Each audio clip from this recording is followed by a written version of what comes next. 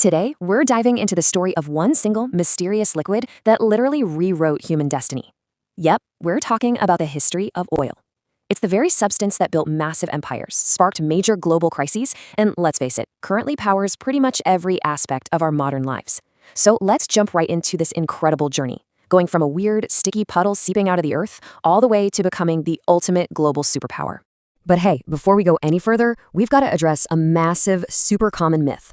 Does oil actually come from dinosaurs? I mean, for years, pop culture has basically told us that our cars are fueled by liquid T-Rexes. Well, spoiler alert, we're totally debunking that today. We're going to uncover the real, and frankly, much older origins of this mysterious liquid. But first, to really wrap our heads around oil, we have to look at how humanity stumbled upon it in the first place. And I mean literally stumbled. Section 1, The Secrets of Ancient Civilizations. You see, our relationship with oil actually started way before modern machinery, purely by accident. What's truly fascinating here is just the sheer creativity of our ancestors. Over in the fertile lands of Mesopotamia, right between the Tigris and Euphrates rivers, people noticed this thick, black, sticky goo just seeping up from cracks in the ground. They realized water couldn't pass through it, so they started using this natural bitumen to waterproof their wooden boats. This made long river trades possible. They even used it as mortar to strengthen their brick walls. Meanwhile, over in Egypt, this black sludge took on a totally different, more spiritual role. They used natural bitumen to preserve their dead for the afterlife. Fun fact, the Arabic word for this substance is mumia, which is exactly where we get the modern word mummy. Crazy, right?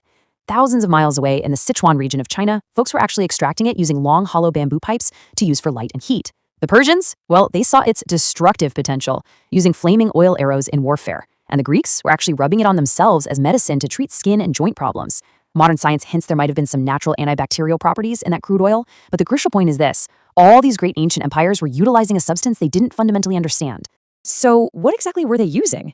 Let's move on to Section 2. How is oil formed? Yep, it's finally time to answer that dinosaur question. Let's walk through this incredible geological timeline. The truth is, oil's story begins roughly 300 to 400 million years ago. That is way before dinosaurs even existed. Back then, the Earth was covered in these vast oceans filled with microscopic marine life, things like algae and plankton. Step 1. When these trillions of tiny creatures died, they simply sank to the ocean floor. Moving to Step 2. Over millions of years, those organic remains got buried under endless layers of sand and mud. And here's where the magic really happens. Step 3. As they got pushed deeper and deeper into the Earth, immense heat and extreme pressure transformed these remains into a waxy substance scientists call kerogen. Finally, Step 4.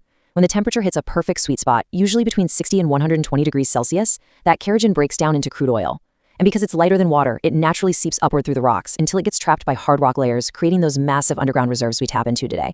So yeah, it takes hundreds of millions of years to make. For millennia, humanity basically just skimmed whatever happened to leak up to the surface. But in the 19th century, the world fundamentally changed. This brings us to Section 3, the dawn of the modern oil industry. Oil was about to go from a neat natural curiosity to a desperate global necessity. You see, the 19th century Industrial Revolution meant explosive urban growth. Suddenly, factories needed to run all night. The world desperately needed lighting. At the time, the go-to fuel for lamps was actually whale oil. But whaling had become so incredibly intense that whale populations plummeted and their oil became prohibitively crazy expensive. We were quite literally running out of light. Then, in 1846, a Canadian geologist named Abraham Gessner figured out how to create a relatively safe, clean-burning fuel from crude oil. He called it kerosene. It was an absolute game changer. But there was one massive catch. To make enough kerosene to light up the world, you needed staggering amounts of raw crude oil. You just couldn't wait around for it to slowly seep out of the ground anymore. Enter a guy named Edwin Drake. Now, Drake wasn't some brilliant scientist or a seasoned geologist. He was actually a retired railway worker. A small company sent him out to Pennsylvania to see if he could drill into the earth to find oil, kind of like how you drill a well for water. Pretty much everyone thought it was a terrible idea, relying purely on blind luck. Funds ran low, trust totally evaporated, but Drake, he just kept drilling. And then, on August 27, 1859, at a depth of just 69 feet in Titusville, Pennsylvania, a thick black liquid bubbled right up his drill pipe. He had struck oil. And he didn't just find a tiny puddle. He proved that immense, untapped reservoirs lived deep underground and could be actively pumped. This triggered an absolute oil rush. Thousands of people swarmed Pennsylvania, tossing up drilling towers practically overnight. Poor, everyday farmers suddenly became fabulously wealthy. It was total chaos. But amidst all that chaotic rush to drill, one man realized something profound. Welcome to Section 4, Rockefeller's mega empire. He figured out that the real power wasn't in actually finding the oil. It was in controlling it. While everyone else was completely caught up in the frenzy of digging holes, John D. Rockefeller was watching very carefully. Drilling was wildly unpredictable. It was a total boom or bust business, heavily dependent on luck. Prices fluctuated wildly, and men were made and ruined in a single day. Rockefeller, however, chose a completely different path. He recognized that raw crude oil straight out of the ground was virtually useless. It had to be refined to become that highly valuable kerosene. So in 1863, he invested in his first refinery. Refining was a highly controlled industrial process that yielded steady, massive profits. Plus, his real genius was in logistics. He negotiated secret, heavily discounted shipping rates with the railways. Because he could transport his oil so much cheaper than anyone else, he could undercut his competitors' prices, bankrupt them, and then just buy up their refineries one by one. By 1870, he formed Standard Oil. And within just a single decade, Rockefeller achieved something absolutely staggering: 90%. Standard Oil controlled 90% of all refined oil in the United States. He held a virtual monopoly over the literal lifeblood of the nation's lighting. Because of this completely unmatched control, Rockefeller's personal wealth just exploded. Adjusted for modern inflation, historians estimate his net worth reached an eye-watering $400 billion. To put that into perspective, that cements him as one of the single wealthiest individuals in all of recorded human history.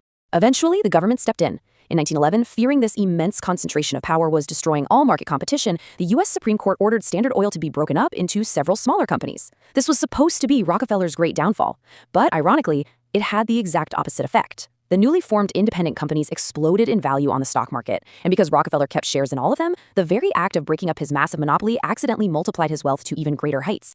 Now, while Rockefeller was busy dominating the lighting industry, the world was on the brink of another technological revolution. This brings us to Section 5, the Age of Engines and the Middle East.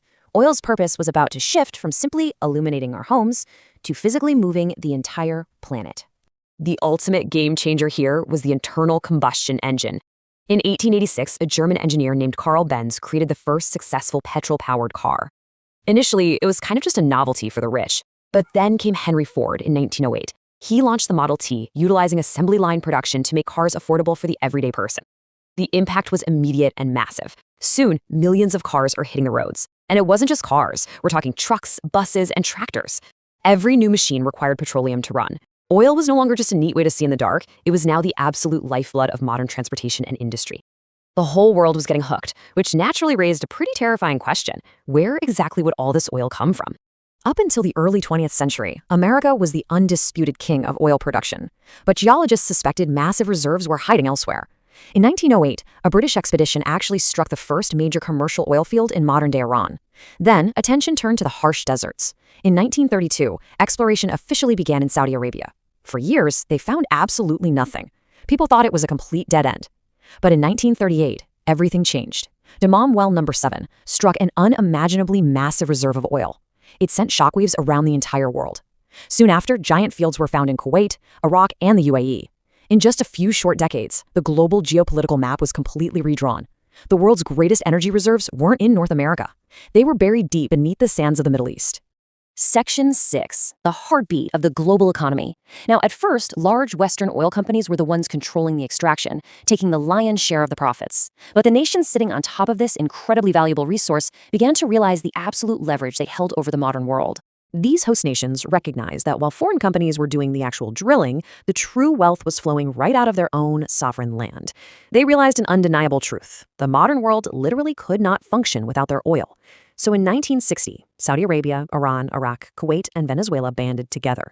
They formed OPEC, the Organization of the Petroleum Exporting Countries.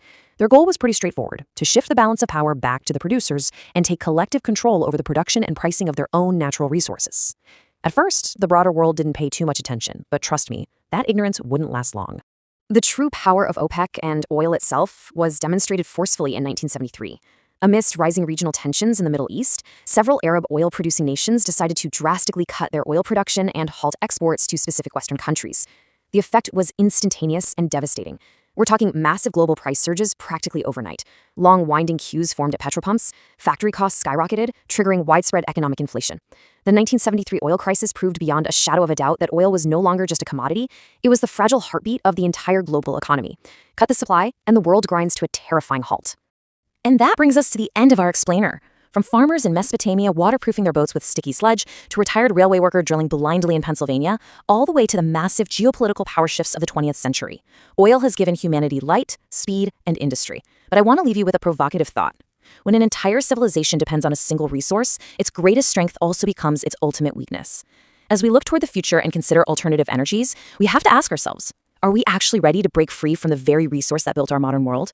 Thanks so much for joining me on this explainer. Keep asking questions, and I'll see you next time.